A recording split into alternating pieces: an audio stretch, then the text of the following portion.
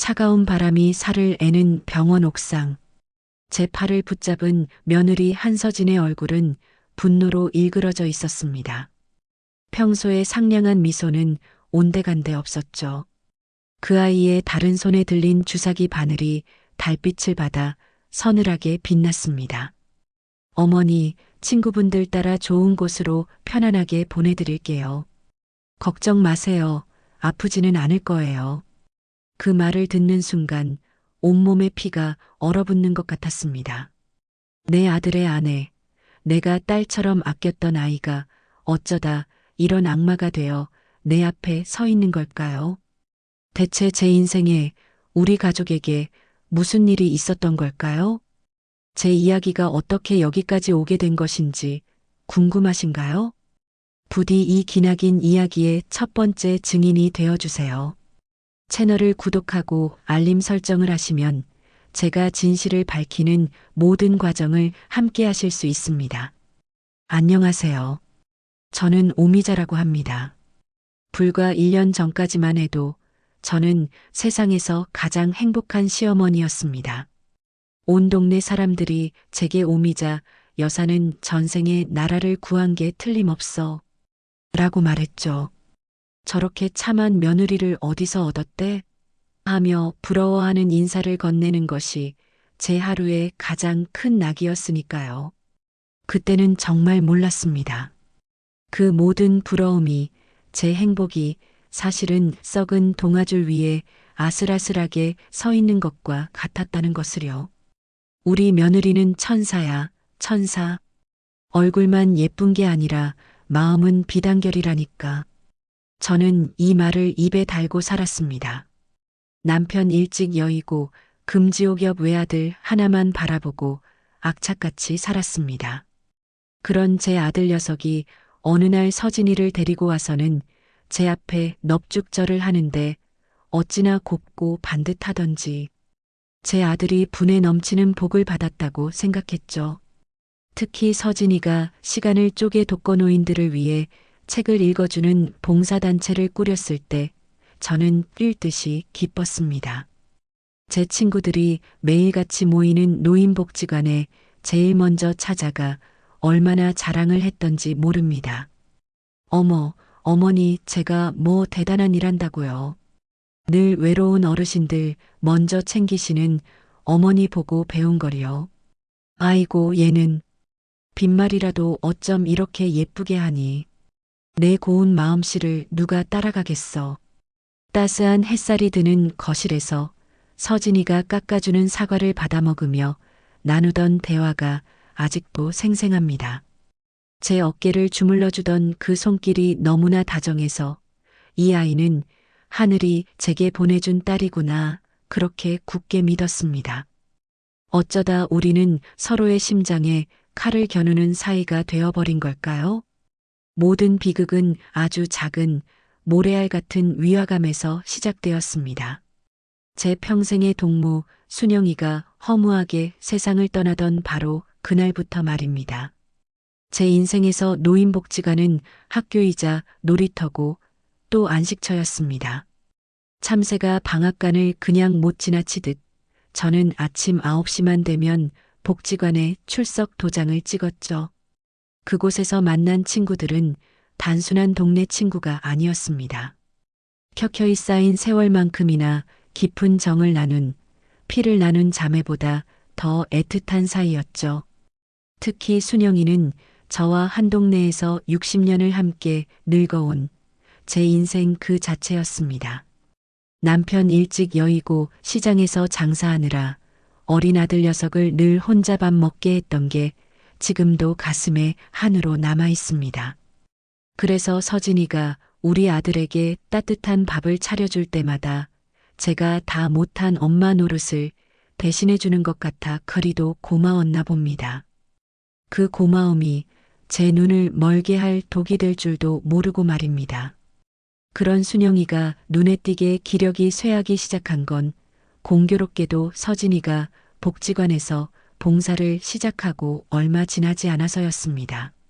서진이는 제 친구라는 말에 유독 순영이를 지극정성으로 챙겼습니다. 일부러 시간을 내어 순영이의 낡은 집에 찾아가 말벗이 되어주고 귀한 약재를 구해 직접 담갔다는 수제 약주를 예쁜 보자기에 싸서 건네기도 했습니다. 언니 서진이가 그러는데 이 약주가 기력 회복에 그만이래.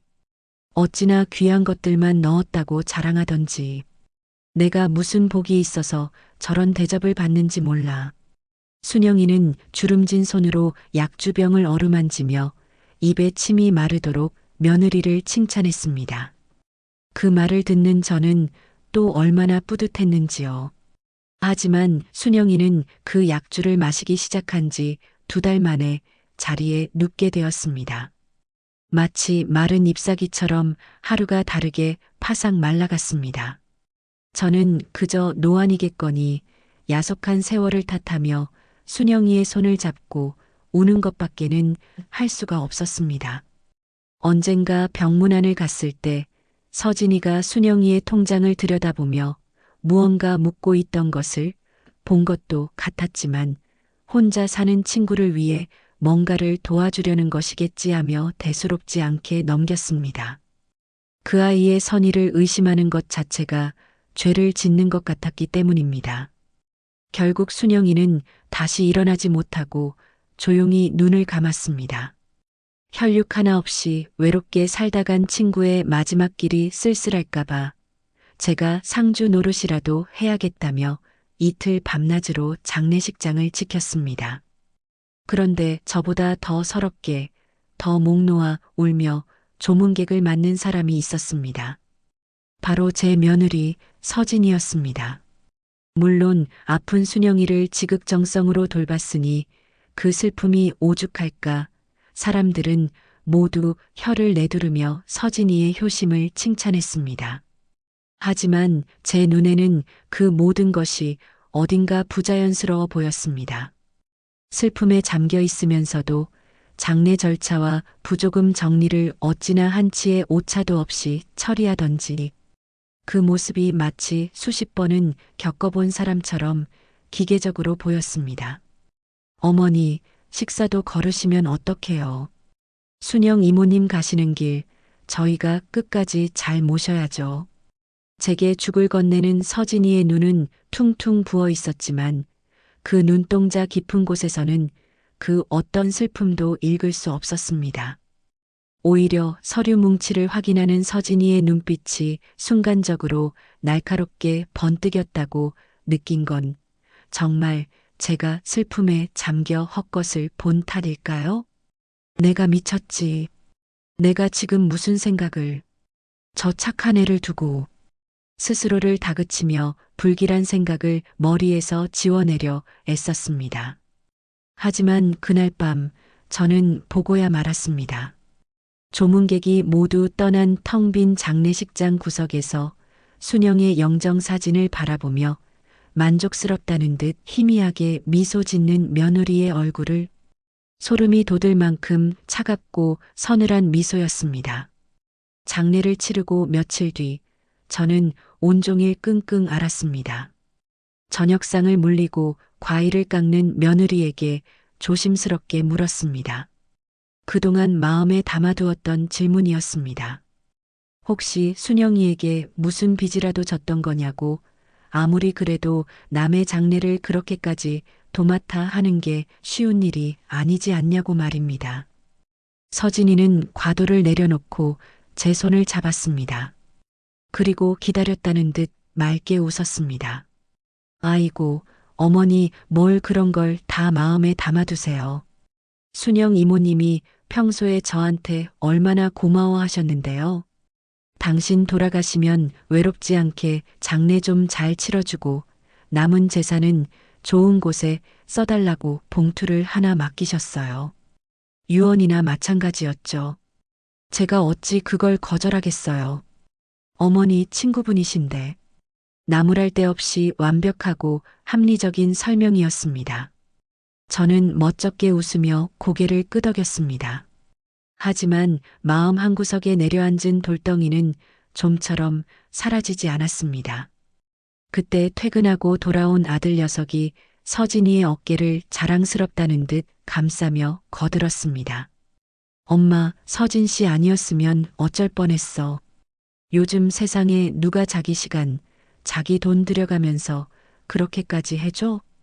우리 아내지만 정말 천사야, 천사.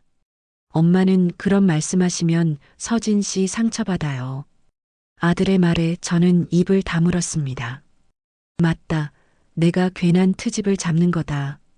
내가 늙고 병드니 마음까지 못나지는구나. 저렇게 착한 아이를 의심하는 나는 나쁜 시어머니가 틀림없다. 그렇게 스스로를 채찍질하면서도 장례식장에서 봤던 그 서늘한 미소가 자꾸만 눈앞에 어른거렸습니다. 저는 깊이를 알 수 없는 혼란의 늪으로 서서히 빠져들고 있었습니다. 설상가상으로 복지관의 또 다른 친구인 옥순 언니가 시름시름 앓기 시작했습니다. 옥순 언니는 남편과 사별하고 받은 큰 상가 건물을 하나 가지고 있었습니다. 자식들이라고는 죄다 외국에 나가 있어 사실상 돕거나 마찬가지였죠. 그리고 공교롭게도 옥순 언니 역시 서진이의 봉사 대상이었습니다. 얼마 전부터 서진이가 정성껏 만들었다는 건강 약주를 매일같이 마시고 있었습니다. 순영이와 너무나 똑같은 상황. 저는 심장이 철렁 내려앉는 기분이었습니다. 더 이상 안 되겠다 싶어 저는 아들을 조용히 불러앉혔습니다. 서진이가 너무 무리하는 것 같다고 봉사도 좋지만 자기 몸도 좀 챙겼으면 좋겠다고 애둘러 말을 꺼냈습니다. 하지만 아들은 제 속도 모르고 답답하다는 듯 한숨을 쉬었습니다. 한숨 어머니, 요즘 기력이 없으셔서 그래요. 자꾸 예민하게 구시네요. 서진이가 얼마나 보람을 느끼면서 하는 일인데요. 괜한 생각 마세요. 다 알아서 잘해요. 괜한 생각, 예민하게 군다는 말이 비수처럼 제 귀를 때렸습니다. 아들에게 저는 이미 판단력이 흐려진 늙은이이자 착한 며느리를 시기하는 못된 시어머니가 되어버린 걸까요? 저는 그제야 뼈저리게 깨달았습니다. 이 끔찍한 의심의 성 안에서 저는 철저히 혼자라는 것을, 누구에게도 털어놓을 수 없는 비밀을 품은 채 저는 점점 더 깊은 고립감에 잠식당했습니다. 따뜻해야 할 내 집에서, 사랑하는 가족들 사이에서 저는 외딴 섬처럼 표류하고 있었습니다. 밤이 깊어도 잠은 오지 않았고 잠이 들어도 악몽에 시달렸습니다. 며칠 뒤 저는 무거운 발걸음으로 옥순 언니의 병문 안을 갔습니다. 언니는 불과 몇 주 사이에 뼈만 앙상하게 남아 있었습니다. 그리고 그 머리맡에는 어김없이, 제 눈에는 저주처럼 보이는 그 약주병이 놓여 있었습니다. 순영이의 집에서 봤던 것과 한치의 오차도 없이 똑같은 병이었습니다. 심장이 쿵 바닥까지 떨어지는 것 같았습니다. 언니, 그거 마시지 마. 그거 마시면 죽어. 목구멍까지 차오른 비명을 간신히 삼켰습니다. 증거도 없이 그런 말을 내뱉는 순간 저는 정말로 정신병원에 갇히게 될지도 모른다는 공포가 밀려왔습니다. 저는 입술을 피가 나도록 깨물며 침묵을 택했습니다. 미자야, 나 아무래도 순영이 따라갈 것 같다. 그래도 서진이가 매일같이 와서 챙겨주니 저승길이 외롭지는 않겠네. 힘겹게 말을 잇는 언니의 앙상한 손을 잡고 저는 소리 없이 눈물만 흘렸습니다. 그때 옥순 언니가 오늘 마실 약주를 아직 안 마셨다는 것을 알게 됐습니다. 간호사가 잠시 자리를 비운 틈을 타 저는 언니의 물수건을 갈아주겠다며 자리를 피하는 척 탁자 위에 놓인 작은 약주잔을 눈 깜짝할 사이에 손수건에 쏟아부었습니다. 축축하고 서늘한 감촉이 손바닥에 퍼졌습니다. 그 손수건을 비닐봉지에 담아 가방 가장 깊숙한 곳에 숨길 때 제 심장은 금방이라도 터져버릴 듯이 미친 듯이 뛰었습니다. 이제는 더 이상 외면할 수도 망설일 수도 없었습니다. 이것은 단순한 의심이 아니었습니다. 이것은 전쟁이었습니다. 그날 밤 저는 며느리가 잠든 것을 확인하고 조용히 제 방으로 들어갔습니다. 이제는 제 눈으로 직접 악마의 가면 뒤에 숨겨진 진실을 확인해야만 했습니다. 그날 이후 제 방은 작은 연구실이자 비밀스러운 작전 본부가 되었습니다. 밤마다 며느리와 아들이 잠들었음을 확인한 뒤에야 저는 가방 깊숙한 곳에서 옥순 언니의 약주를 담았던 손수건을 꺼내 들었습니다. 코를 대어보니 역한 흙냄새와 함께 아찔한 풀 비린내가 섞여 올라왔습니다. 건강에 좋다는 약주에서는 결코 날 수 없는 불길하고 섬뜩한 냄새였습니다. 돋보기를 꺼내 축축한 손수건을 들여다보자 아주 미세하고 검붉은 가루 같은 것이 얼룩져 있었습니다. 심장이 다시 세차게 뛰기 시작했습니다. 이것이 무엇인지 밝혀낼 방법만 있다면. 하지만 당장 제가 할 수 있는 것은 아무것도 없었습니다. 그날 저녁 식사 자리에서 저는 아무렇지 않은 척 며느리에게 말을 건넸습니다. 일부러 아들 녀석이 들으라는 듯이 조금은 큰 목소리로 물었습니다. 예, 서진아. 내가 옥순 언니한테 준다는 그 약주 말이다. 거기에 뭐가 들어가는지 나도 좀 알 수 있을까? 나도 요즘 통 기력이 없어서 말이다. 어머, 어머니, 그걸 갑자기 왜 물으세요? 제가 전에 다 말씀드렸잖아요.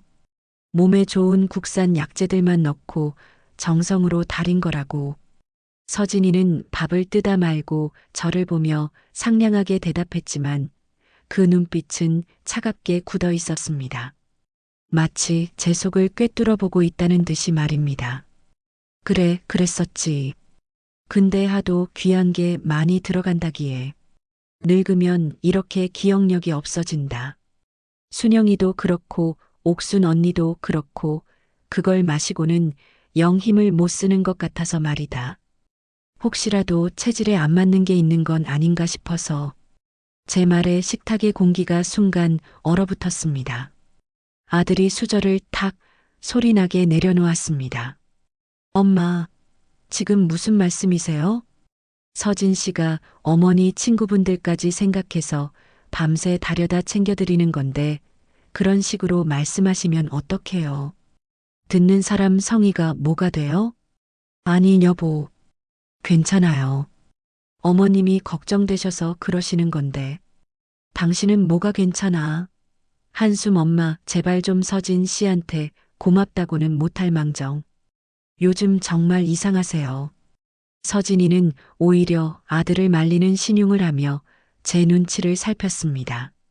그 모습이 다른 사람 눈에는 속 깊은 며느리로 보였겠지만 제게는 승자의 여유, 그 이상도 이하도 아니었습니다.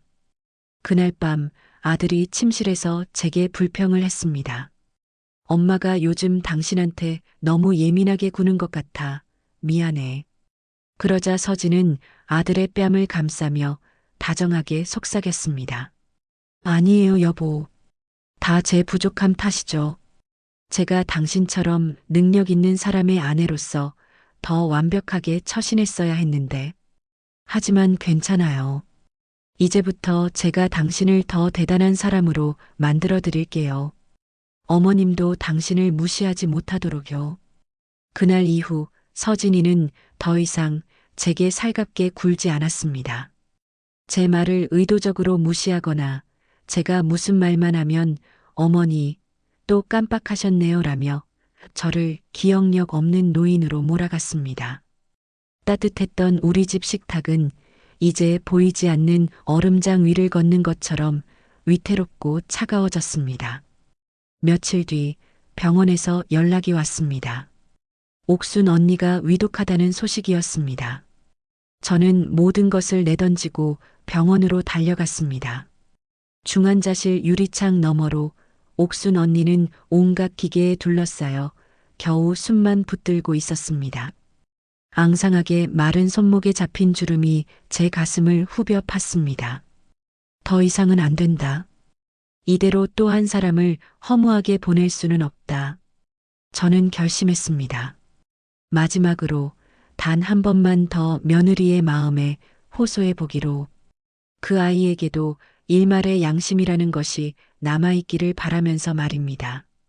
그날 밤 저는 서재에서 봉사활동 장부를 정리하고 있는 서진이를 찾아갔습니다. 그리고는 문을 조용히 닫았습니다. 서진아, 나 좀 보자. 네, 어머니. 무슨 일이세요? 드릴 말씀이라도. 앉아보거라. 우리 할 얘기가 있지 않니?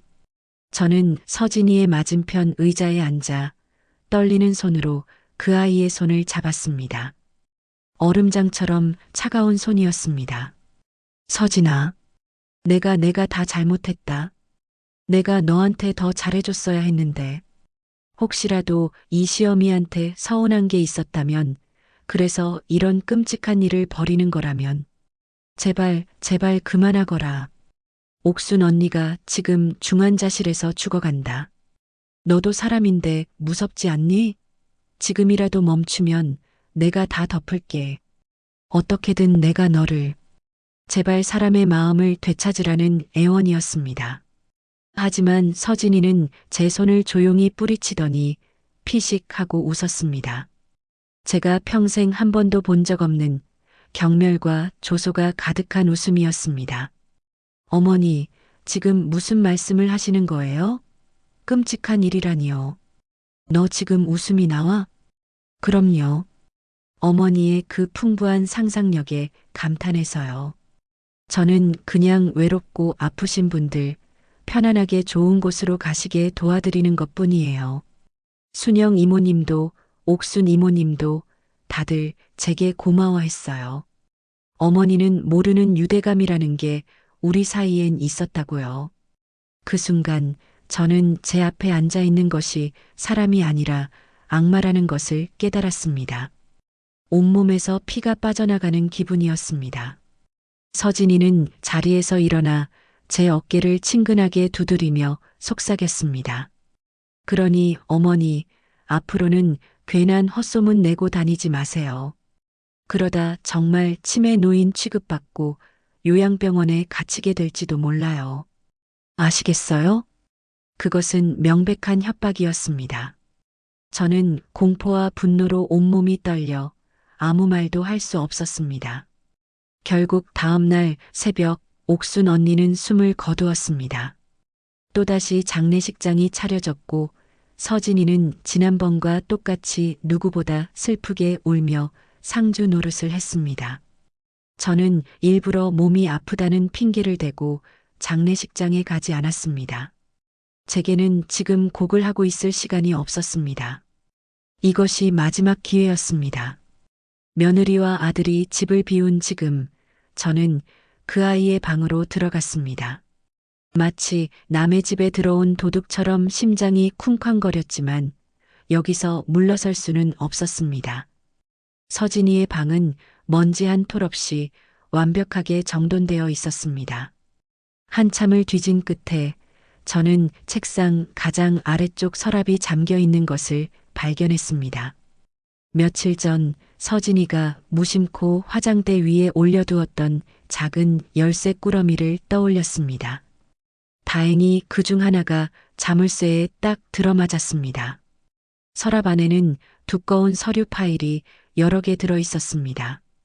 손을 떨며 첫 번째 파일을 열어본 순간 저는 숨을 멈췄습니다. 김순영 소유 부동산 등기부등본, 유언공정증서, 그리고 순영 언니의 모든 재산을 밝은미래복지재단이라는 처음 들어보는 곳에 기부한다는 내용의 유언장. 다음 파일은 더 끔찍했습니다. 아직 살아있는 사람들의 이름까지 있었습니다. 그리고 마지막 파일. 박옥순. 어제 막 세상을 떠난 옥순 언니의 상가 건물 등기부등본과 똑같은 형식의 유언장이 들어 있었습니다. 모든 재산이 그 정체불명의 재단으로 향하고 있었습니다. 온몸이 부들부들 떨렸습니다. 어머니, 지금 제 방에서 뭐 하시는 거예요? 등 뒤에서 들려온 목소리에 심장이 멎는 것 같았습니다. 장례식장에 있어야 할 서진이가 제 뒤에 서 있었습니다. 제 손에 들린 서류를 본 그 아이의 얼굴에서 미소가 사라졌습니다. 그걸 보셨네요.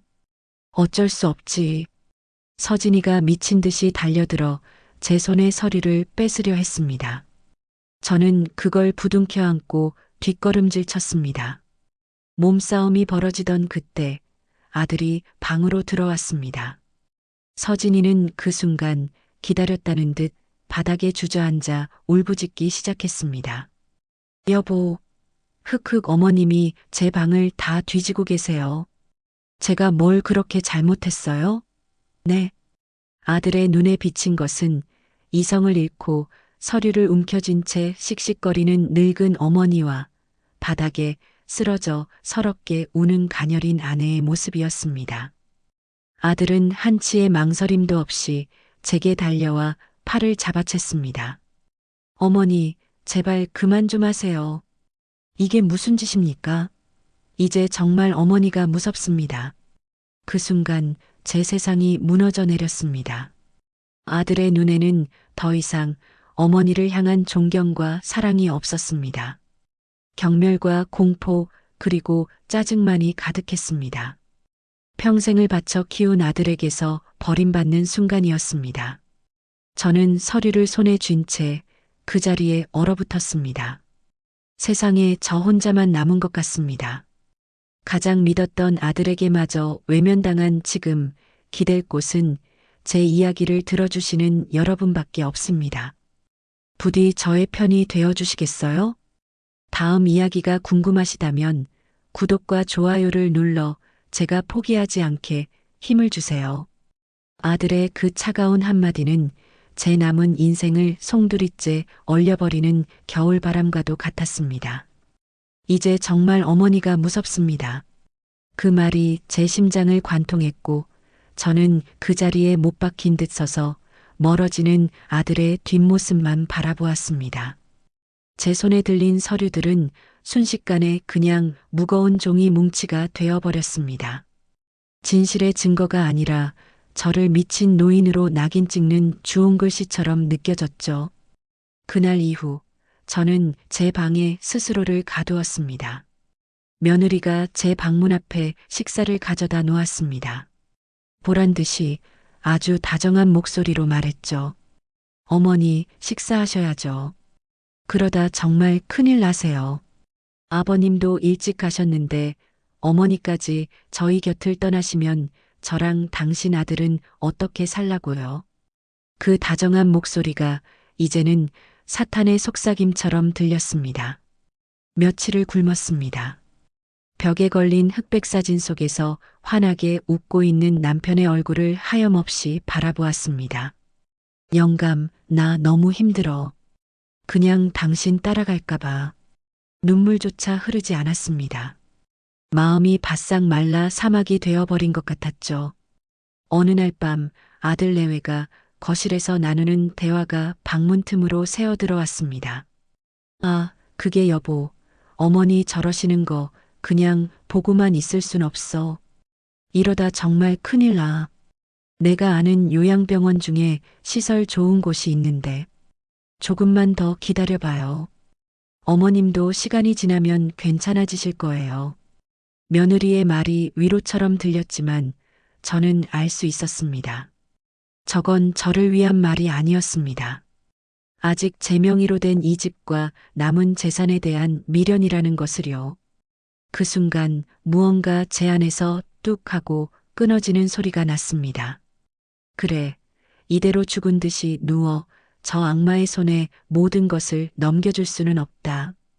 이대로는 내 남편을, 내 친구들을 저 세상에서 볼 면목이 없다. 다음 날 아침 저는 마치 아무 일도 없었다는 듯이 방문을 열고 나왔습니다. 밤새 퉁퉁 부은 얼굴로 거실을 청소하기 시작했습니다. 며느리와 아들이 소파에 앉아 놀란 눈으로 저를 쳐다보든 말든 저는 묵묵히 먼지를 털고 바닥을 닦았습니다. 그러다 남편의 유품이 담긴 낡은 상자를 꺼내 들었습니다. 상자를 열자 남편이 생전에 입던 낡은 스웨터가 가장 먼저 눈에 들어왔습니다. 그 옷을 품에 안자 아직도 희미하게 남아있는 남편의 채취가 제 코끝을 찔렀습니다. 눈물이 왈칵 쏟아졌습니다. 그건 절망의 눈물이 아니었습니다. 새로운 시작을 다짐하는 제 자신과의 약속 같은 눈물이었습니다. 영감 보고 있지? 당신 마누라 이렇게 쉽게 무너지지 않아. 내가 저것들 내 손으로 반드시 심판받게 할 거야. 당신이 평생을 바쳐 이룬 우리 집, 우리 가족, 저 악마 손에 넘어가게 두지 않을 거야. 사진 속 남편은 여전히 인자하게 웃고 있었습니다. 저는 눈물을 닦고 일어나 남편의 사진 앞에 정갈하게 물 한 그릇을 떠다 놓았습니다. 그것은 저만의 각성의식이었습니다. 슬픔과 무기력의 껍질을 벗고 복수의 갑옷을 입는 순간이었죠. 이제부터 오미자는 죽었습니다. 지금부터 나는 내 친구들의 원한을 갚고 내 아들의 눈을 뜨게 해줄 복수의 화신이 되어야 했습니다. 어머니, 괜찮으세요? 갑자기 왜 청소를? 걱정스러운 척 다가오는 서진이의 말에 저는 힘없이 웃으며 대답했습니다. 응, 내가 며칠 정신이 나갔었나 보다. 너희한테 못할 짓을 했어. 이 늙은이를 용서해다오. 제 연기는 완벽했습니다. 서진이의 눈에 떠올랐던 경계심이 순식간에 안도감으로 바뀌는 것을 저는 놓치지 않았습니다.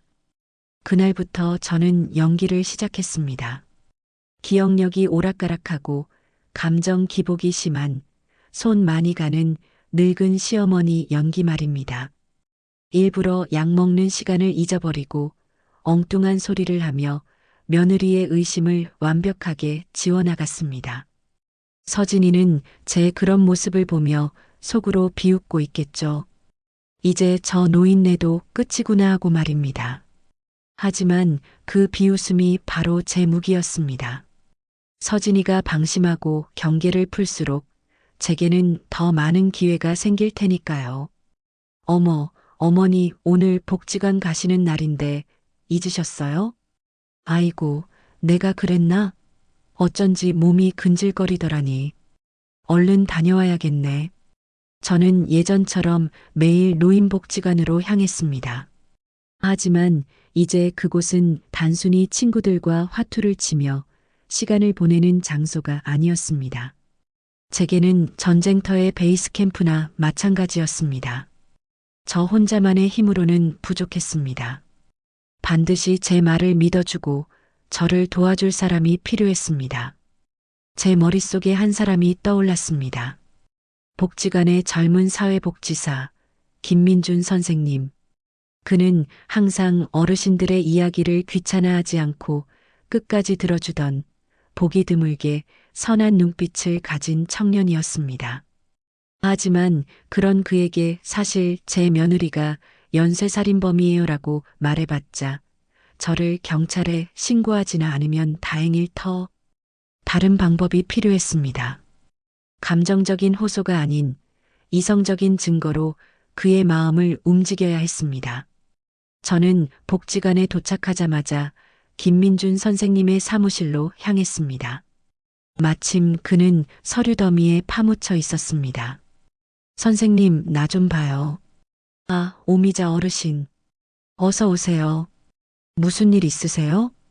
다름이 아니라 내가 뭘 좀 물어보려고. 혹시 우리 복지관 다니시다가 돌아가신 분들 명단 같은 거 따로 있나?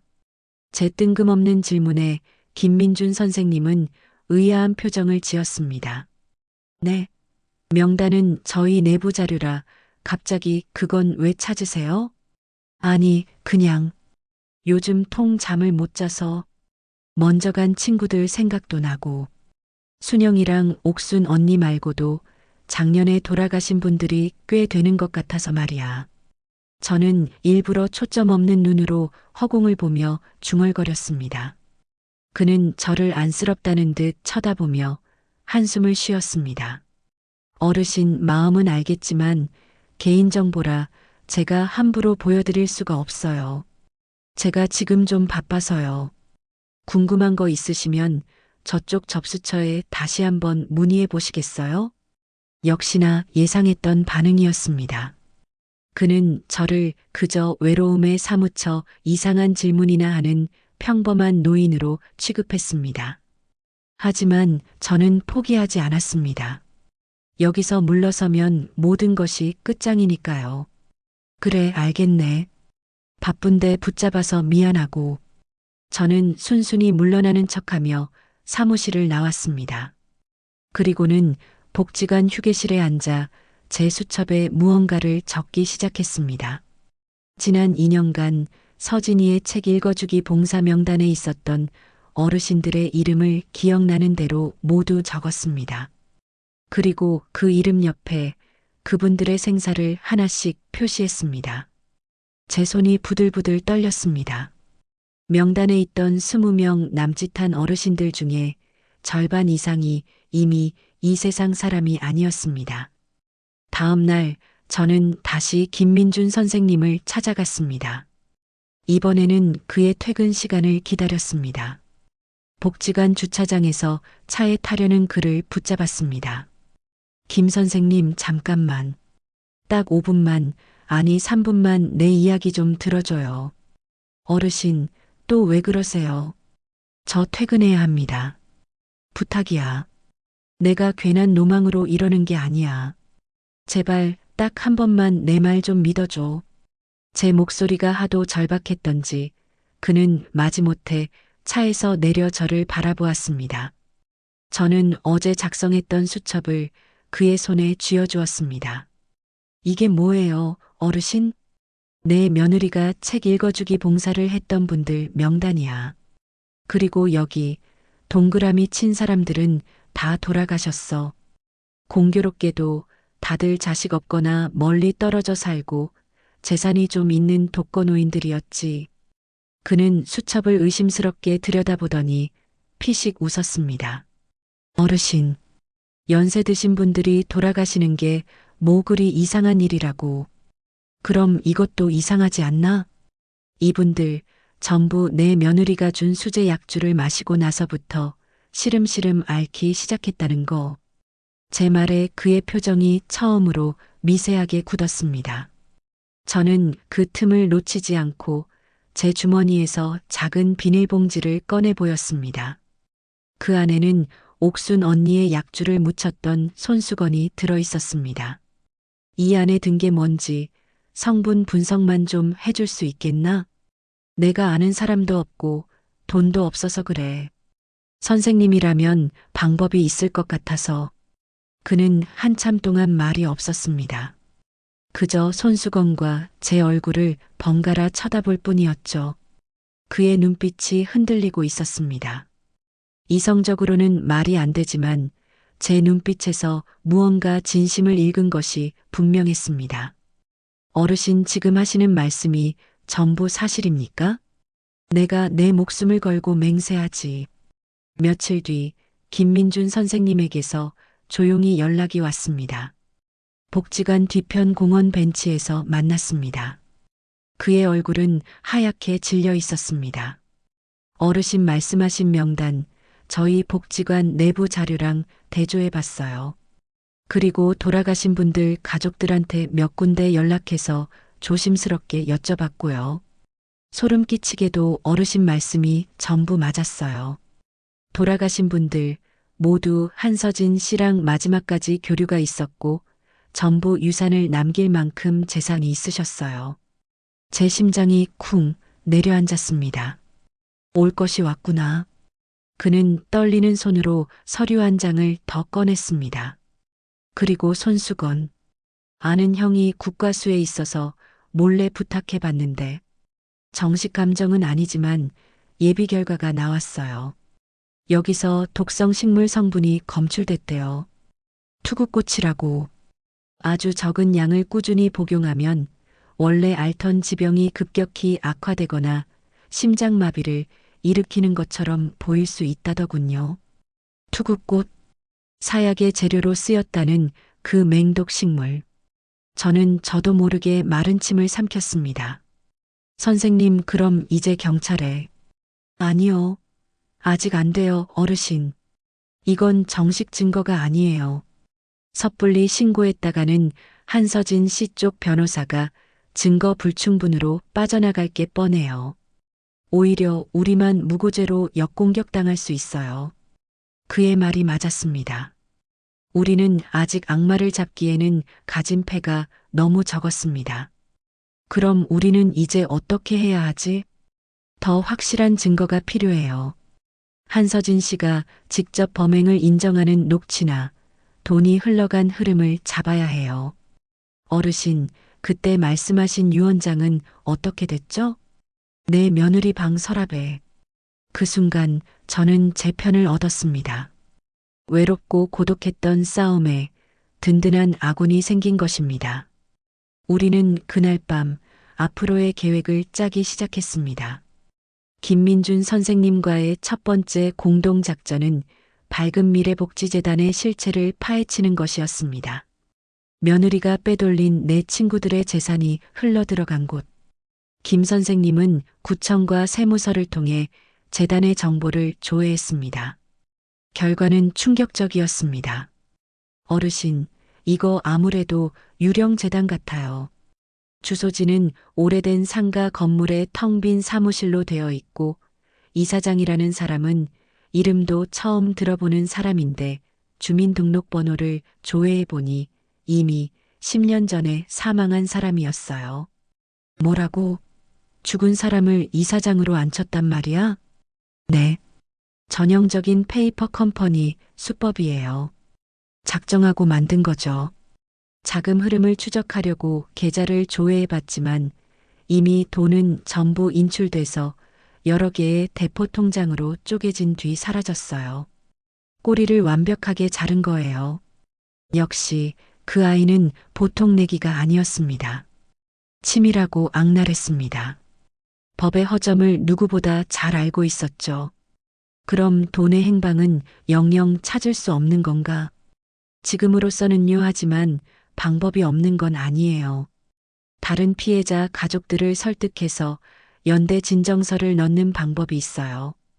피해자가 많아지면 경찰도 단순 변사 사건으로 넘기지 않고 정식으로 수사에 착수할 거예요. 그의 말에 희망이 보였습니다. 저는 김 선생님과 함께 수첩에 적어두었던 다른 피해자, 어르신들의 유가족 연락처로 전화를 돌리기 시작했습니다.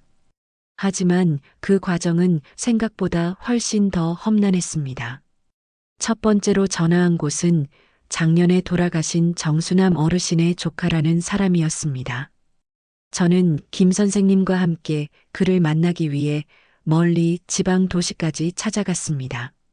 저 정수남 어르신 조카분 되시죠? 네, 맞는데요. 누구시죠? 우리 고모님 일은 다 끝났는데. 저는 고모님의 복지관 친구 오미자라고 합니다. 그리고 이쪽은 복지관의 김민준 사회복지사고요. 다름이 아니라 고모님께서 돌아가신 게 그냥 자연사가 아닐지도 모른다는 정황이 있어서 제 말이 채 끝나기도 전에 그는 인상을 찌푸리며 말을 잘랐습니다. 지금 무슨 소리를 하시는 겁니까? 우리 고모님 평화롭게 가셨어요. 마지막까지 천사 같은 분이 돌봐주셨다고요. 이제 와서 이상한 소리 하지 마시고 돌아가세요. 그 천사 같은 분이 바로 제 며느리입니다. 그 여자가 고모님 재산을 노리고 독살했을 가능성이. 뭐요? 독살? 이 할머니가 정말 노망이 나셨나? 사람을 뭘로 보고.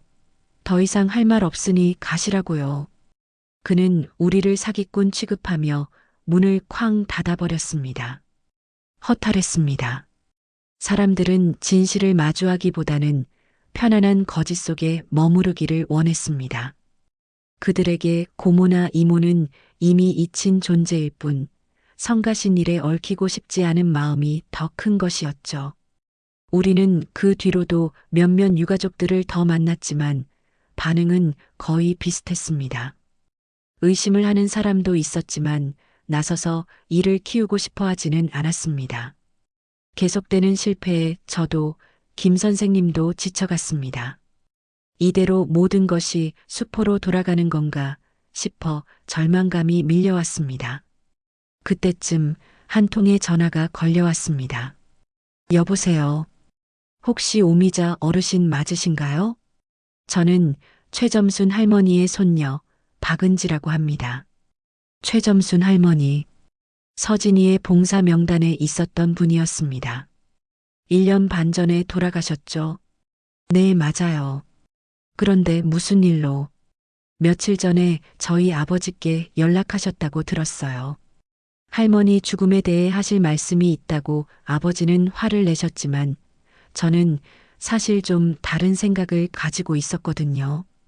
박은지 씨의 목소리는 조심스러웠지만 그 안에는 확신이 담겨 있었습니다. 우리는 다음 날 바로 그녀를 만났습니다. 그녀는 뜻밖의 이야기를 꺼냈습니다. 사실 저희 할머니 돌아가시기 전에 저한테 이상한 말씀을 하셨어요. 봉사활동 오는 어떤 분이 자꾸 유언장 이야기를 꺼내신다고, 좋은데 쓴다고는 하는데 아무래도 좀 찜찜하다고 하셨거든요. 그리고 그분이 주고 간 약수를 드시고 나면 꼭 속이 메스꺼리고 정신이 혼미해진다고도 하셨고요. 그 봉사자가 제 며느리 한서진입니다. 역시 그랬군요. 할머니가 돌아가시고 나서 유품을 정리하는데 전 재산이 낯선 복지재단으로 기부된 걸 보고 이상하다고 생각했어요. 하지만 다른 가족들은 할머니가 좋은 일 하신 거라며 쉬쉬하는 분위기였고 저 혼자서는 어쩔 수가 없었어요. 드디어 우리의 말을 믿어주는 사람이 나타난 것입니다. 박은지 씨는 우리의 연대 진정서에 기꺼이 서명해 주었습니다. 그녀는 심지어 할머니가 남긴 일기장까지 가지고 있었습니다.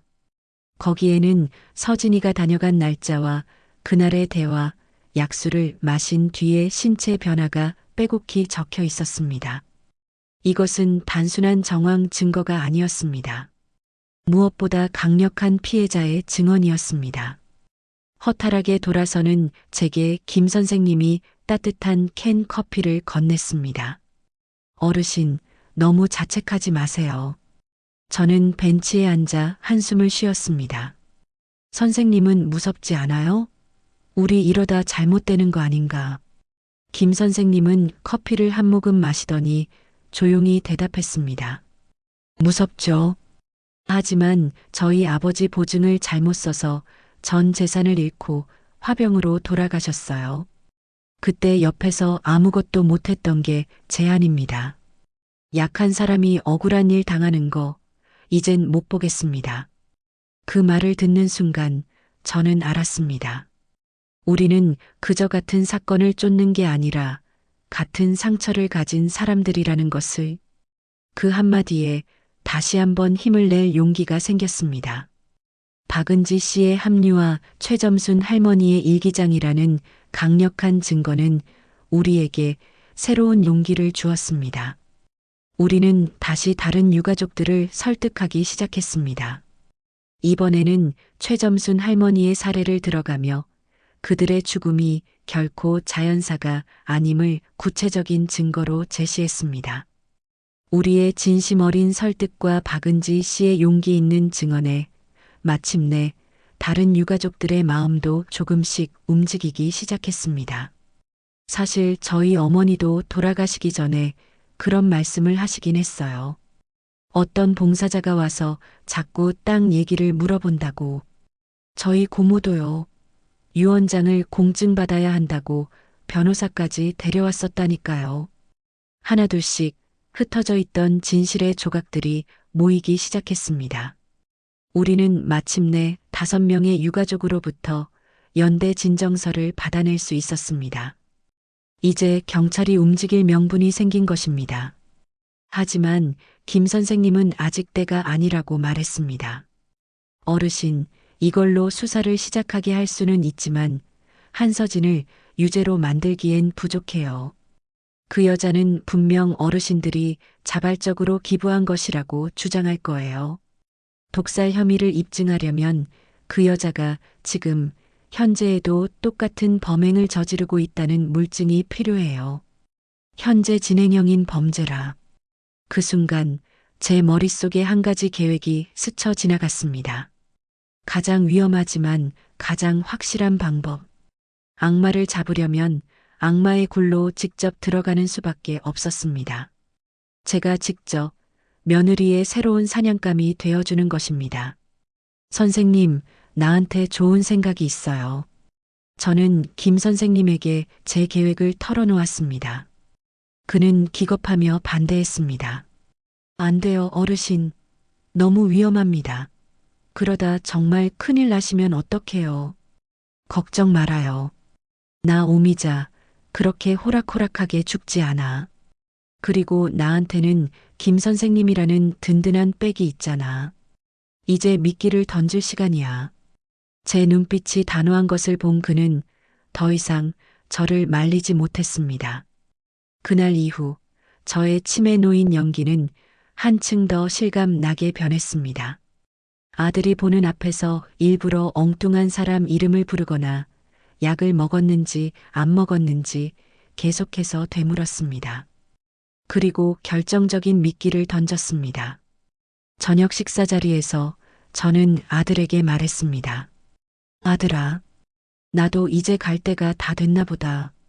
정신이 있을 때 미리 정리를 좀 해야겠다. 이 아파트는 내 앞으로 해주고 내가 가진 땅은 사회에 환원하는 게 좋겠지? 순영이나 옥순 언니처럼 말이다. 제 말을 듣는 서진이의 눈이 순간 반짝이는 것을 저는 놓치지 않았습니다. 아들은 철없이 좋아하며 제 손을 잡았습니다. 어머니, 갑자기 왜 그런 말씀을 하세요? 저희한테 다 주고 가셔도 되는데. 아니다. 내 아버지가 평생 땀 흘려 번 돈인데 좋은 데 써야지. 서진이가 봉사하는 걸 보니 나도 적게나마 보탬이 되고 싶구나. 미끼를 물었습니다. 완벽하게. 그날 이후 서진이의 태도는 180도 달라졌습니다. 저를 귀찮아하던 기색은 싹 사라지고 예전의 천사 며느리로 돌아왔습니다. 제 어깨를 주무르고 제 방에 예쁜 꽃을 꽂아두고 매일같이 제 건강을 살뜰히 챙겼습니다. 그리고 며칠 뒤 드디어 올 것이 왔습니다. 서진이가 예쁜 보자기에 싼 약주병을 들고 제 방으로 들어온 것입니다. 어머니 기력 없으신데 이거 드시고 힘내세요. 제가 어머니 생각해서 제일 귀한 것만 넣어서 특별히 만들었어요. 다른 사람한테는 주지도 않는 거예요. 그 목소리가 어찌나 달콤하던지 하마터면 정말 고맙다고 인사할 뻔했습니다. 제 방 책장 위에는 며칠 전 김 선생님이 몰래 설치해준 작은 카메라가 이 모든 것을 담고 있었습니다. 어머, 그래. 이게 뭔데 이렇게 귀하게 포장까지 했어? 어머니를 위한 제 마음이죠. 하루에 딱 한 잔씩만 주무시기 전에 드세요. 그럼 잠도 잘 오고 아침에 일어나실 때 몸이 가뿐하실 거예요. 저는 고맙다는 말을 연발하며 약주병을 받았습니다. 서진이는 만족스러운 미소를 지으며 방을 나갔습니다. 저는 그 아이가 나가자마자 약주병을 들고 화장실로 가 내용물을 전부 변기에 쏟아버렸습니다. 그리고는 미리 준비해둔 색깔이 비슷한 매실주를 병에 채워 넣었습니다. 이제부터 저는 매일 밤 며느리가 보는 앞에서 이 독이 든 매실주를 마시는 연기를 해야 했습니다. 며칠이 지나자 서진이는 점점 더 초조해하는 기색을 보였습니다. 제가 약주를 마시는데도 쓰러질 기미를 보이지 않자 이상하게 생각하기 시작한 것이겠죠. 그러던 어느 날 서진이가 제게 말했습니다. 어머, 어머니 유언장 작성하시는 거 제가 아는 변호사님께 부탁드려 놓을까요? 아주 꼼꼼하고 유능하신 분이라 어머니께서 신경 쓰실 일 하나도 없이 다 알아서 처리해 주실 거예요. 변호사까지? 그냥 내가 동사무소 가서 하면 되는 거 아니냐? 에이, 어머니. 요즘은 그렇게 하면 법적으로 효력이 없어요. 공증까지 확실하게 받아두셔야 나중에 탈이 없죠. 마침 그 변호사님이 내일 저희 집 근처에 볼 일이 있다고 하시는데 오셔서 상담만이라도 한번 받아보세요. 덫을 놓기 시작한 것입니다. 저는 못 이기는 척 고개를 끄덕였습니다. 내가 알아서 한다니 그렇게 하렴. 그날 밤 저는 모두가 잠든 것을 확인하고 김 선생님에게 몰래 전화를 걸었습니다. 제 목소리가 떨리는 것을 애써 감췄습니다. 선생님, 나야. 내일 며느리가 변호사를 데리고 온대. 네, 벌써요? 어르신, 역시 안 돼요. 지금이라도 그 집에서 나오세요. 제가 모시러 갈게요. 아니, 이제 와서 물러설 수 없어. 며느리가 덫을 놨으니 이제 그 덫으로 내가 직접 걸어 들어갈 거야. 함정을 역이용해야지. 전화를 끊고 저는 창밖에 짙은 어둠을 바라보았습니다. 내일은 제 인생에서 가장 긴 하루가 될 것입니다. 다음 날 오후 약속된 시간에 정확히 초인종이 울렸습니다. 심장이 철렁 내려앉았지만 저는 애써 태연한 표정을 지으며 현관으로 향했습니다. 문 밖에는 며느리 서진이와 함께 온몸에 명품을 휘감은 멀끔한 중년 남자가 서 있었습니다. 기름을 발라 빗어넘긴 머리, 사람 좋게 웃고 있는 얼굴과 달리 뱀처럼 차갑고 계산적인 눈빛을 가진 남자. 서진이가 말한 그 변호사임이 틀림없었습니다. 어머니, 인사드려요. 제가 말씀드렸던 최정혁 변호사님이세요. 아주 유능하신 분이랍니다. 아이고, 어머니. 말씀 많이 들었습니다. 오미자 어르신 맞으시죠? 정정해 보이십니다. 어서 오세요. 누추한 데까지 오시느라 고생 많으셨네. 거실 소파에 마주 앉자마자 최 변호사라는 자는 곧바로 서류 가방에서 두툼한 서류 뭉치를 꺼내 탁자 위에 펼쳤습니다. 서진이는 제 옆에 바싹 붙어 앉아 마치 제가 도망이라도 갈까봐 감시하는 듯 했습니다. 어르신, 한서진 여사님께 말씀은 전에 들으셨을 겁니다. 남기실 재산을 사회에 환원하는 유언장을 작성하고 법적 효력을 갖도록 공증을 받는 절차입니다. 제가 법률 대리인으로서 모든 절차를 가장 안전하고 확실하게 처리해 드릴 겁니다. 그는 일부러 어려운 법률 용어들을 섞어가며 유창하게 설명했습니다. 제가 제대로 알아듣지 못하고 혼란스러워하기를 바라는 속셈이 뻔히 보였죠. 저는 그의 말을 듣는 둥 마는 둥 일부러 졸린 듯 눈을 깜빡이며 고개만 끄덕였습니다. 네, 변호사님이 알아서 다 해주시겠지요. 나는 뭐 아는 게 있어야지. 그럼요, 어르신. 그냥 이 서류 내용 한번 훑어보시고 맨 뒷장에 서명하시고 인감 도장만 찍으시면 모든 게 끝납니다. 아주 간단하죠? 최 변호사는 서류의 마지막 장을 펼쳐 제 앞으로 밀어주었습니다. 서진이가 제 눈치를 살피는 것이 느껴졌습니다. 모든 것이 계획대로 흘러가고 있었습니다. 하지만 저는 순순히 도장을 찍어주지 않았습니다. 이제는 제가 반격할 시간이었습니다. 저는 돋보기를 찾는 척하며 서류를 뚫어져라 쳐다보다가 천진한 얼굴로 물었습니다. 아이고, 변호사님. 내가 늙어서 눈이 침침해서 말이야. 이게 잘 안 보이네. 어디 보자. 내 땅이랑 예금을 전부 밝은 미래복지재단이라는 곳에 기부한다고 되어 있는 게 맞나?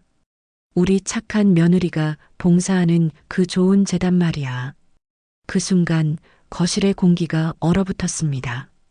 최 변호사와 서진이의 얼굴에서 웃음기가 싹 사라졌습니다. 두 사람은 당황한 기색을 감추지 못하고 서로의 얼굴을 쳐다보았습니다. 제가 그 유령 재단의 이름을 알고 있을 리가 없었으니까요.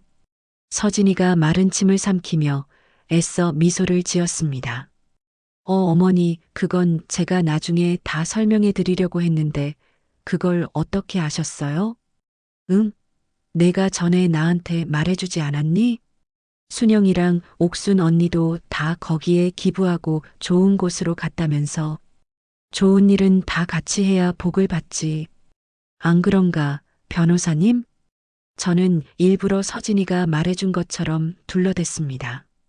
제 말에 두 사람의 표정은 더욱 복잡 미묘하게 변했습니다.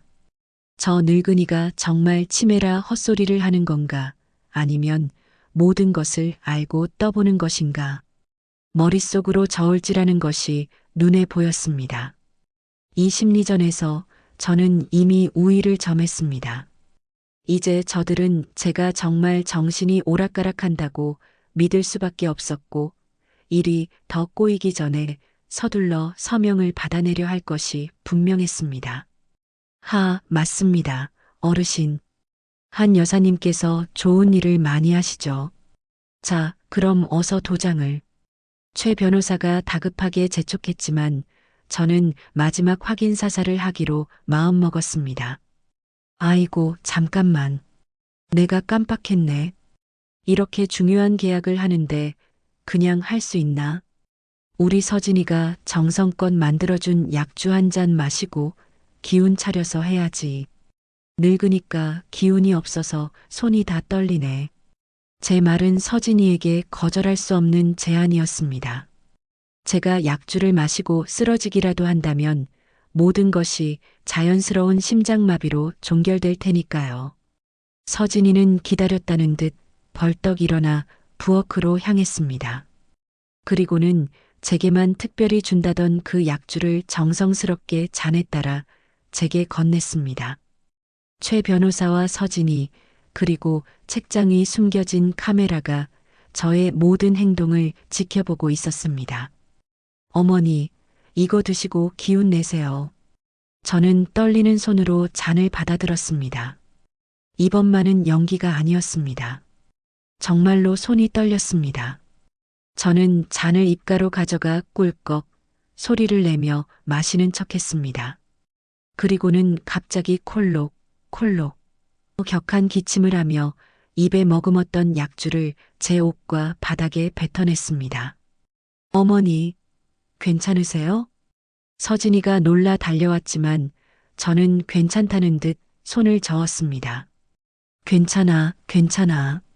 늙으면 살에도 잘 들려. 자, 이제 찍어야지. 저는 옷에 밴 독주의 서늘함을 느끼며 인주를 묻힌 제 인감도장을 서류 위에 찍었습니다. 꽝소리와 함께 악마와의 계약이 성사되었습니다. 서진이와 최 변호사는 안도의 한숨을 내쉬며 서류를 챙겨 들었습니다. 그들의 눈에는 승자의 희열이 가득했습니다.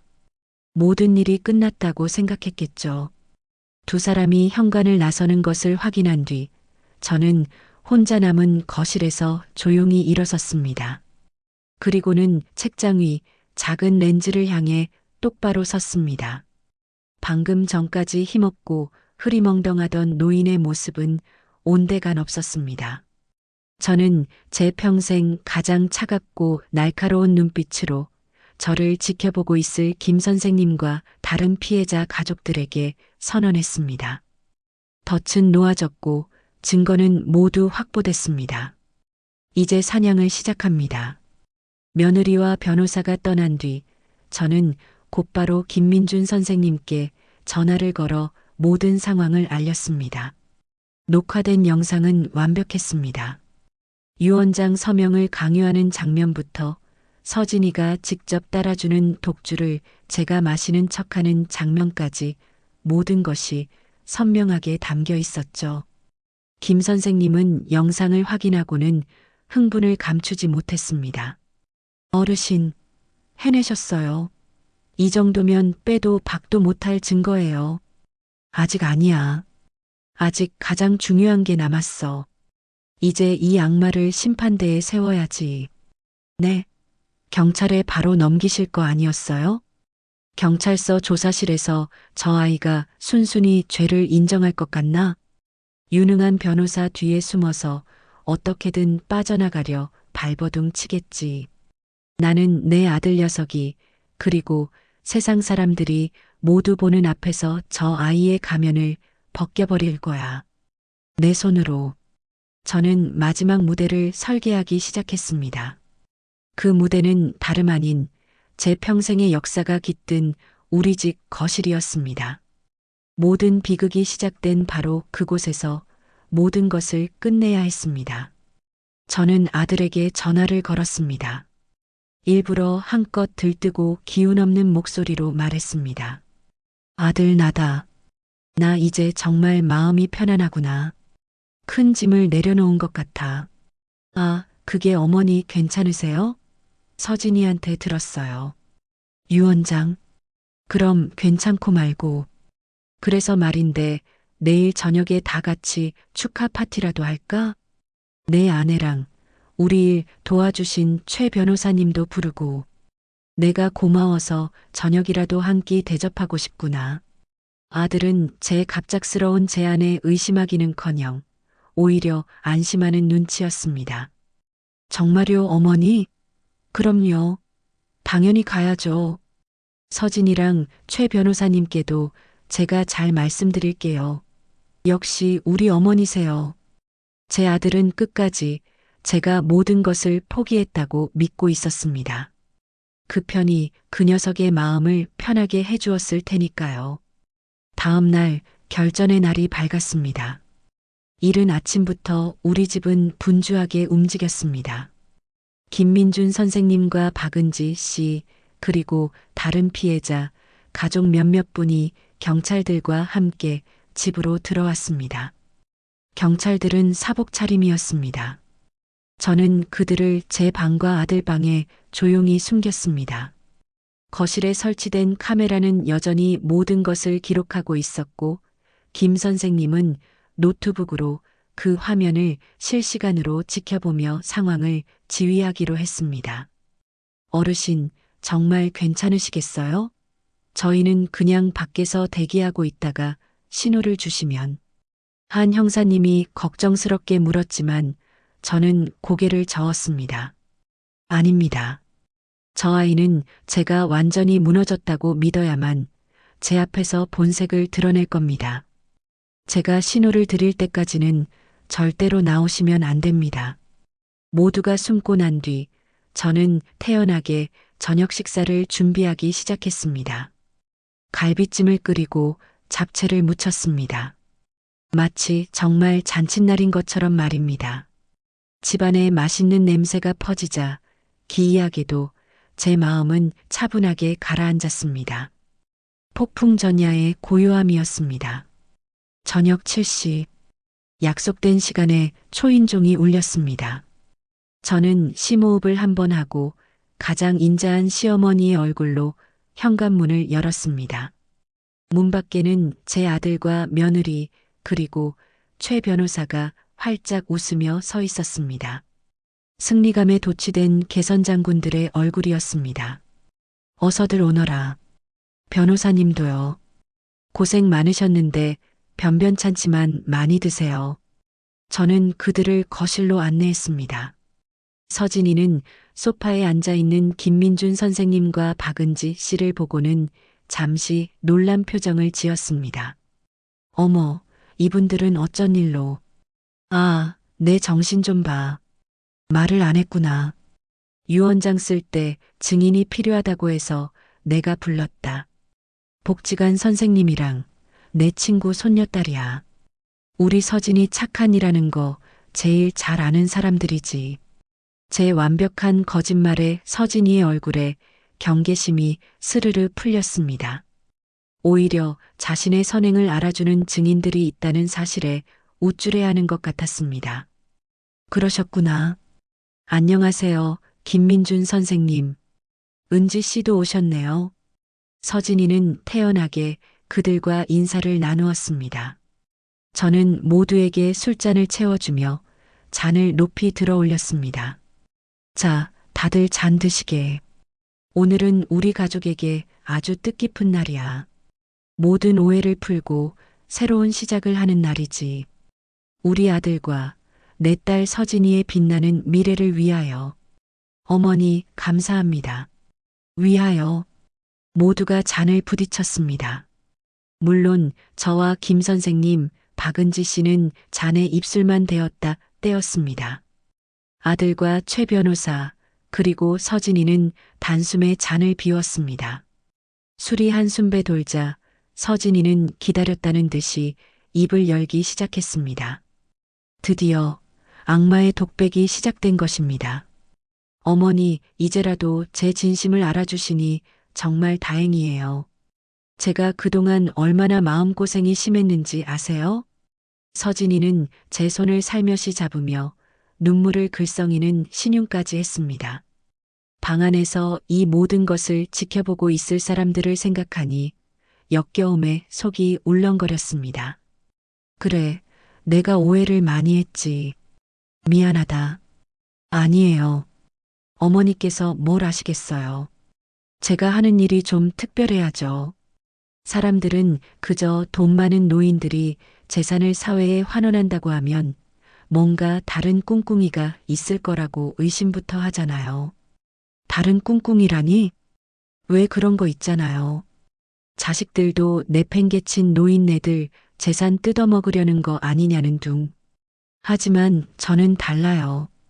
저는 그분들의 영혼까지 구원해드린 거라고요.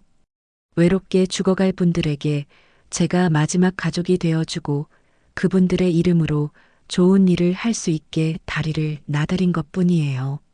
서진이는 마치 자신이 세상을 구원한 성녀라도 된 것처럼 열변을 토했습니다.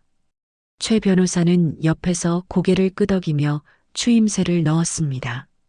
맞습니다. 한 여사님 같은 분은 정말 찾아보기 힘들죠. 이 시대의 진정한 박애주의자이십니다. 여보, 당신 정말 대단해. 난 당신이 이렇게 깊은 뜻을 가지고 있는 줄도 몰랐어. 제 아들은 아내의 말에 완전히 감동한 얼굴이었습니다. 저는 그저 묵묵히 서진이가 스스로 무덤을 더 깊게 팔 때까지 기다려 주었습니다. 김 선생님이나 은지 씨는 아실 거예요. 복지관에 계신 어르신들, 하루하루가 얼마나 무의미하고 외로운지. 자식들은 1년에 한두 번 얼굴 비추는 게 전부고 낡은 아파트에서 홀로 죽음을 기다리는 게 그분들 인생의 전부라고요. 그게 과연 행복한 삶일까요? 서진이는 갑자기 김 선생님과 박은지 씨를 향해 질문을 던졌습니다. 두 사람은 대답 없이 그저 서진이를 쳐다보기만 했습니다. 저는 그분들께 새로운 의미를 찾아드린 거예요. 평생 움켜쥐고만 있던 재산, 그거 그냥 쥐고 죽어봤자 아무 소용 없잖아요. 그걸로 어려운 사람들 돕고 세상에 좋은 흔적을 남기고 떠나면 얼마나 보람 있어요? 순영 이모님도 옥순 이모님도 마지막에는 제 손을 잡고 정말 고맙다고 하셨어요. 당신 덕분에 인생을 헛살지 않은 것 같다고요. 이제는 죽은 제 친구들까지 입에 올리며 자신의 행동을 정당화했습니다. 저는 더 이상 참을 수가 없었습니다. 그래, 내 진심, 이제는 아주 잘 알겠다. 아주 잘 알겠어. 내 어머니, 내가 얼마나 그 사람들을 위했는지 그 진심을 이제는 아주 잘 알겠다고. 그런데 말이다, 서진아. 여기 계신 다른 분들도 내 그 따뜻한 진심을 좀 알아야 하지 않겠니? 제 차가운 한마디에 거실의 분위기가 순식간에 변했습니다. 서진이의 얼굴에서 미소가 사라졌습니다. 제 말은 준비된 신호였습니다. 그 순간 거실의 대형 TV가 켜졌습니다. 김민준 선생님이 노트북을 조작하자 화면에는 익숙한 장면이 나타났습니다. 바로 며칠 전 제 방의 모습이었습니다. 영상 속에서 서진이가 약주병을 들고 제게 다정하게 말하고 있었습니다. 영상 속 서진 어머니 기력 없으신데 이거 드시고 힘내세요. 제가 어머니 생각해서 제일 귀한 것만 넣어서 특별히 만들었어요. 화면 가득 잡힌 서진이의 얼굴, 그리고 그 손에 들린 약주병. 서진이의 얼굴이 하얗게 질리기 시작했습니다. 이게 뭐야? 뭐야, 이거. 그녀가 소리치는 순간 이번에는 박은지 씨가 자리에서 일어났습니다. 그녀는 품에서 낡은 일기장 한 권을 꺼내 들었습니다. 한서진 씨, 이건 저희 할머니 최점순 여사의 일기장입니다. 여기에는 당신의 이름이 수십 번도 더 나옵니다. 제가 한 구절만 읽어드리죠. 은지 씨는 떨리는 목소리로 또박또박 읽어 내려갔습니다. 10월 12일. 한 선생이 또 다녀갔다. 오늘은 유원장 이야기를 또 꺼냈다. 자꾸 나더러 좋은 곳에 돈을 써야 한다고 한다. 그 여자가 주고 간 약수를 마셨더니 속이 또 뒤집어지고 머리가 깨질 것처럼 아프다. 이 여자 아무래도 무섭다. 거짓말. 다 거짓말이야. 저런 게 어디 있어. 서진이가 발악하는 그때 김민준 선생님이 마지막 결정타를 날렸습니다. 김 선생님은 TV 화면을 다시 바꿨습니다. 화면에는 국립과학수사연구원 약동물 감정 결과서라는 글자가 선명하게 떠올랐습니다. 한서진 씨, 이건 오미자 어르신께서 보관하셨던 약주 샘플의 성분 분석 결과입니다. 주성분은 아코니틴, 맹독성 식물인 투구꽃의 추출물이죠. 장기간 소량 복용 시 기존에 앓고 있던 지병을 급격히 악화시켜 자연사나 심장마비로 위장할 수 있는 아주 흔한 독살 방법입니다. 김 선생님은 이어서 지난 2년간 서진이의 봉사 명단에 있다가 심장마비 혹은 지병 악화로 사망한 어르신들의 명단을 화면에 띄웠습니다. 순영이와 옥순 언니의 이름도 선명했습니다. 뭐라고요? 설마. 옆에 앉아있던 제 아들이 넋이 나간 얼굴로 화면과 서진이를 번갈아 쳐다보았습니다. 자신의 아내가 천사 같던 아내가 연쇄살인범일지도 모른다는 끔찍한 진실을 마주한 것입니다. 최 변호사는 이미 상황 파악이 끝났는지 슬금슬금 뒷걸음질 치며 현관 쪽으로 도망갈 준비를 하고 있었습니다. 아니야. 저건 다 조작된 거야. 저 늙은이가 날 모함하려고. 여보, 당신은 날 믿지? 응? 저것들 말이 아니라 당신 아내 말을 믿어야지. 서진이는 마지막 동아줄이라도 잡으려는 듯 아들의 팔에 매달렸습니다. 하지만 아들은 아내의 손을 뿌리쳤습니다. 그의 눈에는 더 이상 사랑이 남아있지 않았습니다. 배신감과 공포, 그리고 엄청난 충격에 휩싸인 그의 눈동자가 미친 듯이 흔들리고 있었습니다. 당신 정말이야? 당신이 우리 엄마까지? 여보, 자신이 유일하게 믿었던 남편마저 자신을 의심하자 서진이의 마지막 이성의 끈이 끊어져 버렸습니다. 그녀는 갑자기 머리를 쥐어뜯으며 미친 사람처럼 웃기 시작했습니다. 그래, 푸아하. 그래, 내가 그랬다. 내가 다 죽였어. 그래서 뭐, 어쩔 건데. 그녀의 입에서 터져나온 자백에 거실에 있던 모든 사람들이 숨을 죽였습니다. 왜, 그 늙은이들, 어차피 내일 모레 할 사람들, 그냥 내가 좀 편하게 보내준 게 그렇게 큰 죄야? 돈만 싸들고 골방에서 외롭게 썩어가는 것보다 나처럼 좋은 사람 만나서 세상에 이름이라도 남기고 가는 게 100배, 1000배는 더 나은 거 아니냐고. 당신들은 아무것도 몰라. 내가 그들을 구원해 준 거라고. 스스로 구원자라 칭하는 악마의 궤변이 거실을 가득 메웠습니다. 그 순간 제 방과 아들 방의 문이 동시에 열렸습니다. 한서진 씨, 살인 및 사기 혐의로 당신을 긴급 체포합니다. 당신은 묵비권을 행사할 수 있고 변호사를 선임할 권리가 있습니다. 방 안에서 대기하고 있던 사복 경찰들이 쏟아져 나와 순식간에 서진이와 최 변호사를 제압했습니다. 다른 피해자 가족들도 함께 나와 서진이를 향해 울분을 토해냈습니다. 이 살인자, 우리 엄마 살려내. 내가 어떻게 사람의 탈을 쓰고 그런 짓을 해? 최 변호사는 순순히 수갑을 찼지만 서진이는 끝까지 발악했습니다. 이거 놓으라고. 내가 뭘 잘못했는데. 오미자, 이 늙은 여우 같은 게 내가 너도 같이 보내버렸어야 했는데. 경찰들에게 양팔이 붙들려 끌려나가면서도 서진이는 저를 향한 저주를 멈추지 않았습니다. 그녀의 얼굴은 아름다운 가면이 벗겨지고 증오와 탐욕으로 일그러진 악마의 본 모습만이 남아 있었습니다. 제 아들은 그 자리에 주저앉아 텅 빈 눈으로 모든 것을 지켜보고 있었습니다. 저는 승자의 희열도 복수의 쾌감도 느끼지 못했습니다. 그저 이 길고 끔찍했던 싸움이 끝났다는 안도감과 함께 잿더미가 되어버린 제 가족의 모습을 보며 깊은 슬픔에 잠길 뿐이었습니다. 심판은 이제 막 시작된 것이었습니다.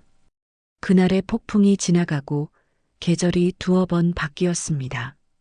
제 며느리였던 한서진의 이름 앞에는 봉사라는 이름의 가면을 쓴 악마라는 끔찍한 수식어가 붙었습니다. 재판은 일사천리로 진행되었습니다. 제가 찍었던 유언장 영상, 최점순 할머니의 일기장, 약주의 성분 분석 결과, 그리고 피해자 가족들의 피 끓는 증언들. 무엇보다 저희 집 거실에서 스스로 모든 것을 자백했던 그 영상은 결정적인 증거가 되었죠. 서진이는 법정에서도 끝까지 자신의 억울함을 주장했습니다. 사회를 위해 헌신한 자신을 질투에 눈이 먼 늙은 시어머니가 모함한 것이라고요. 하지만 그 누구도 더 이상 그 아이의 말에 귀 기울이지 않았습니다. 결국 한서진은 무기징역을, 최 변호사는 범죄에 가담한 죄로 징역 15년을 선고받았습니다. 텅 빈 법정 방청석에 홀로 앉아 판결을 들으며 저는 울지 않았습니다. 그저 모든 것이 제자리로 돌아왔다는 안도감만이 묵직하게 제 가슴을 채울 뿐이었습니다. 얼마 뒤 교도소에 있는 서진이에게서 편지 한 통이 왔습니다. 거기에는 반성의 말 대신 저를 향한 원망과 저주만이 빼곡히 적혀 있었습니다. 어머니 때문에 제 숭고한 인생이 망가졌어요. 어머니도 저처럼 평생을 고통 속에서 살게 될 거예요. 라는 글자들이 뱀처럼 꿈틀거리는 것 같았습니다. 저는 그 편지를 읽고 난 뒤 마당의 작은 화로에 던져 넣어버렸습니다. 활활 타오르는 불꽃 속에서 제 마음속에 남아있던 마지막 미련과 증오도 한 줌의 재로 변해 사라졌습니다. 이제 그 아이는 제 인생에서 완벽하게 지워졌습니다. 재판이 끝나고도 한참 동안 아들은 제 앞에 나타나지 않았습니다. 작은 월세방을 얻어 혼자 지낸다는 소식만 간간히 들려올 뿐이었죠. 어쩌면 평생 그렇게 서로를 외면하며 살게 될지도 모른다고 생각했습니다. 그러던 어느 가을날 저녁 초인종 소리에 문을 열자 거짓말처럼 아들이 서 있었습니다. 몇 달 사이의 녀석은 10년은 늙어버린 모습이었습니다. 헬쑥한 얼굴, 듬성듬성 희끗해진 머리카락. 녀석은 저를 보자마자 그 자리에 무릎을 꿇었습니다. 그리고는 어린아이처럼 목 놓아 울기 시작했습니다. 엄마, 제가 다 잘못했어요. 제가 죄인이에요. 저는 엄마보다 그 악마 같은 여자를 더 믿었어요. 제 아내라는 이유만으로 아니, 사실은 그 여자가 가져다 줄 돈과 명예가 탐이 났던 거겠죠. 제가 눈이 멀어서 엄마를 혼자 그 끔찍한 지옥에 내버려뒀어요. 절 용서하지 마세요, 엄마. 저는 말없이 무릎 꿇고 있는 아들의 정수리만 내려다보았습니다. 마음 한구석에서는 내 아들도 피해자다라는 생각이 고개를 들었지만 저는 그 연약한 생각을 애써 눌렀습니다. 지금 이 아이에게 필요한 것은 값싼 동정이 아니었습니다. 자신의 죄를 정확히 마주할 용기였죠. 일어나거라. 엄마, 내가 믿은 건 그 여자가 아니라 내 욕심이었을 게다. 젊고 예쁜 아내가 주는 안락함, 남들의 부러움 섞인 시선, 그리고 어쩌면 돌아올지 모를 유산까지. 내 눈을 가린 건 바로 그것들이었다. 그걸 인정할 수 있겠느냐? 아들은 제 말에 아무 대답도 하지 못하고 그저 고개를 숙인 채 어깨를 들썩이며 울기만 했습니다. 저는 아들의 팔을 잡아 일으켰습니다. 너를 용서하고 말고는 앞으로 내가 어떻게 사느냐에 달렸다. 다시는 진실 앞에서 비겁하게 눈 감지 마라. 내 어미가 겪은 고통을 평생 기억하고 약한 사람들 편에 서서 살아. 그게 내가 평생 짊어지고 가야 할 죗값이다. 그날 밤 아들은 10년 만에 처음으로 제 옆에서 잠이 들었습니다. 등을 돌리고 누운 아들의 가녀린 어깨를 보며 저는 이것이 끝이 아니라 우리 모자의 새로운 관계가 시작되는 것이라 생각했습니다. 다음 날부터 저와 아들은 집안을 정리하기 시작했습니다. 서진이가 사들였던 화려한 가구들, 제게 사주었던 비싼 옷들, 집안 곳곳에 남아있는 그 아이의 모든 흔적을 버리고 닦고 비워냈습니다. 그것은 단순한 대청소가 아니었습니다. 지난 몇 년간 우리 집에 쌓여있던 거짓과 탐욕의 먼지를 털어내는 성스러운 의식이었습니다. 마지막으로 저는 증거물로 보관하고 있던 빈 수제 약주병을 신문지에 두껍게 싸서 밖으로 가지고 나갔습니다. 그리고는 아파트 분리수거장의 유리병 수거함에 온 힘을 다해 던져버렸습니다. 와장창 소리를 내며 산산조각 나는 소리가 어찌나 후련하게 들리던지 그 소리와 함께 제 영혼을 짓누르던 마지막 족쇄가 풀려나는 기분이었습니다. 안녕하세요. 저는 오미자라고 합니다.